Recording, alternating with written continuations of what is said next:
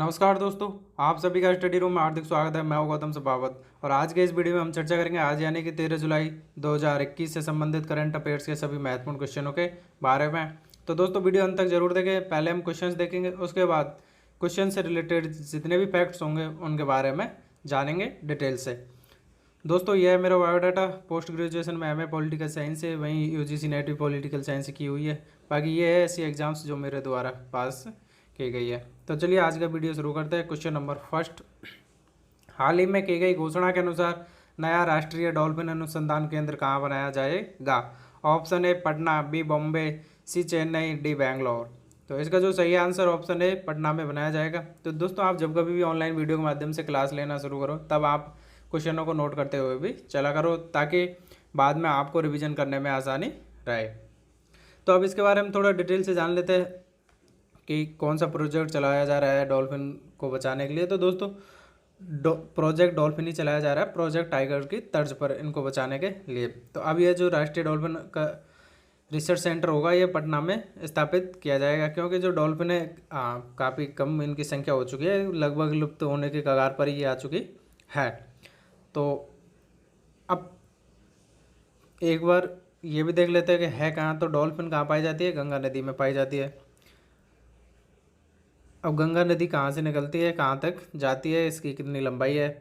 तो दोस्तों गंगा नदी की लंबाई जो लगभग 2525 किलोमीटर है, वेस्टर्न हिमालय से निकलती है। वेस्टर्न हिमालय यदि भारतीय स्टेट में हम देखें तो उत्तराखंड से यह निकलती है और नॉर्थ इंडिया में ये बहती है, बांग्लादेश में एंट्री करते हुए बंगाल की खाड़ी में चली जाती है। तो ये मैप से भी देख लेते हैं। तो देखो ये गंगोत्री, देवप्रयाग, ऋषिकेश यहाँ से ये निकलती है, नेपाल से ऊपर तिब्बत पठार से निकलती हुई, और ये यहाँ से आती हुई गंगा यूपी, फिर बिहार के पटना में। तो ये है वो पटना जहाँ पे गंगा डॉल्फिन रिसर्च सेंटर बनाया जाएगा।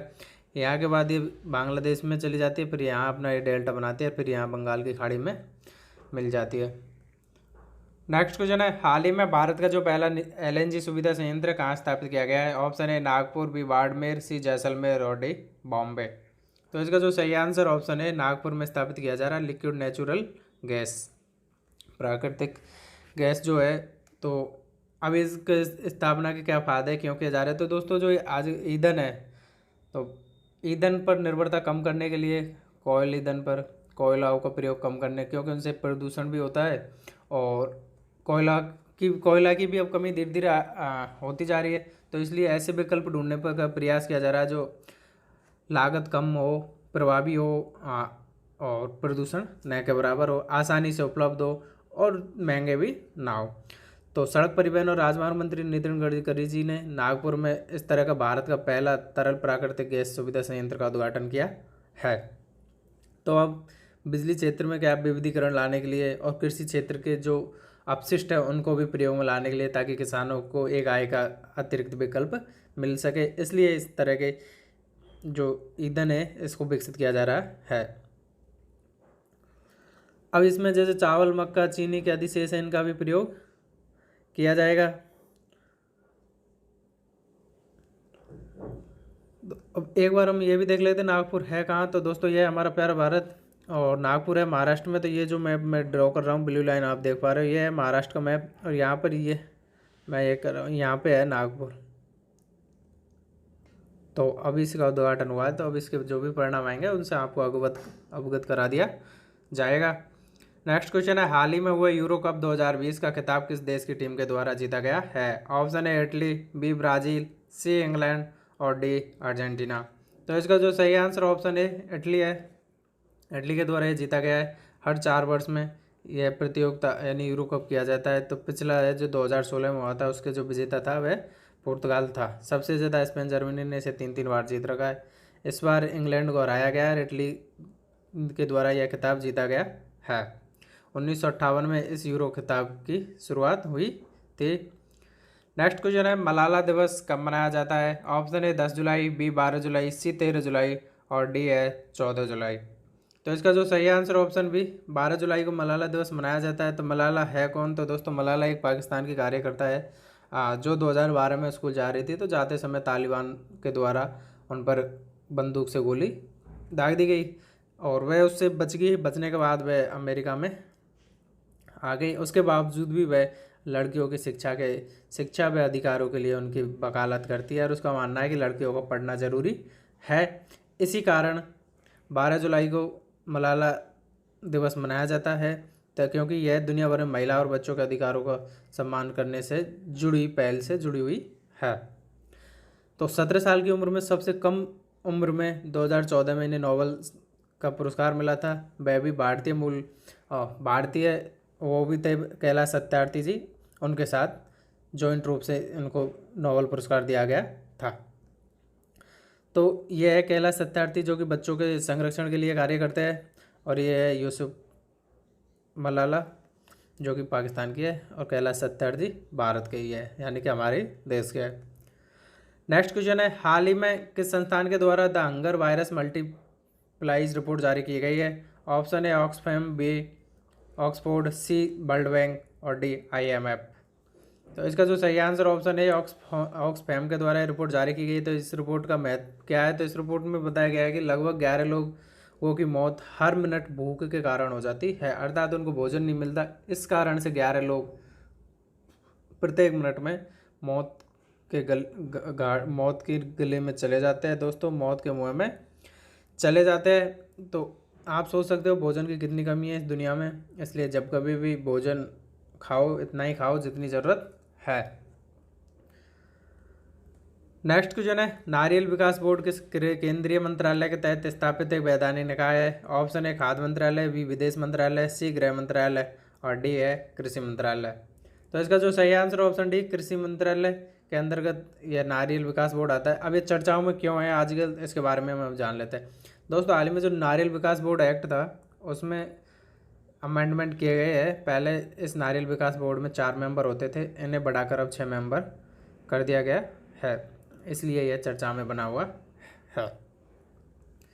नेक्स्ट क्वेश्चन है, हाल ही में किस कंपनी के द्वारा अंतरिक्ष में उड़ान भरने का सफल परीक्षण किया गया है? ऑप्शन है SpaceX, B Virgin Galactic, C Blue Origin और डी है ओरियन स्पेस।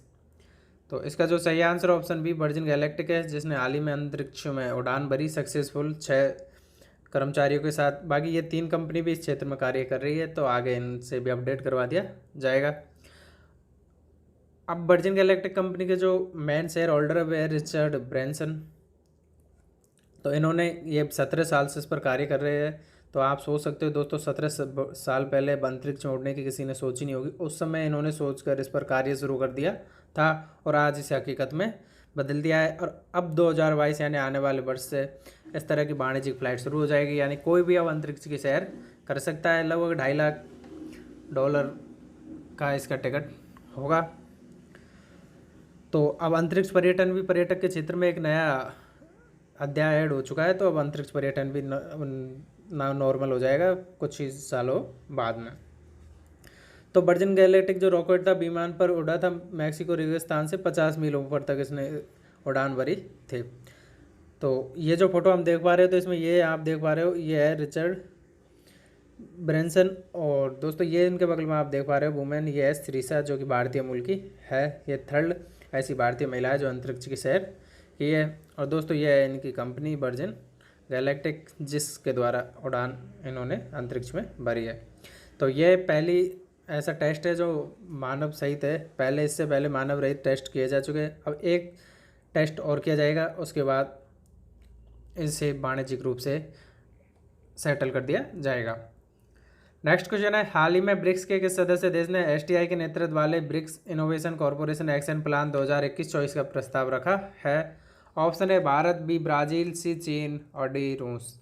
तो इसका जो सही आंसर ऑप्शन है भारत के द्वारा इस तरह का प्रस्ताव रखा गया है, साइंस टेक्नोलॉजी और इनोवेशन वाला। अब इस प्रस्ताव से क्या सभी देशों की अभी बैठक हुई थी ब्रिक्स की, तो उस समय इस पर सहमति बनी थी। तो अब इस पर 2021-24 के लिए ब्रिक्स का जो इनोवेशन कॉरपोरेशन एक्शन प्लान है, तो इनोवेशन इसी के तहत अब ये प्लान रखा है। इस पर अब क्या कार्य किए जाएंगे और किन किन क्षेत्रों पर कार्य किया जाएगा, यह बाद में हम आपको बता देंगे।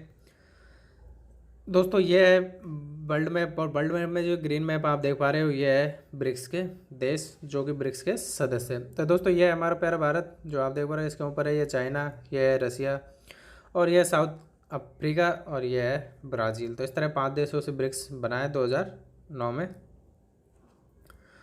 नेक्स्ट क्वेश्चन है, हाल ही में अखिल भारतीय तकनीकी शिक्षा परिषद ने किस संगठन के सहयोग से रक्षा प्रौद्योगिकी में एमटेक कार्यक्रम शुरू किया है?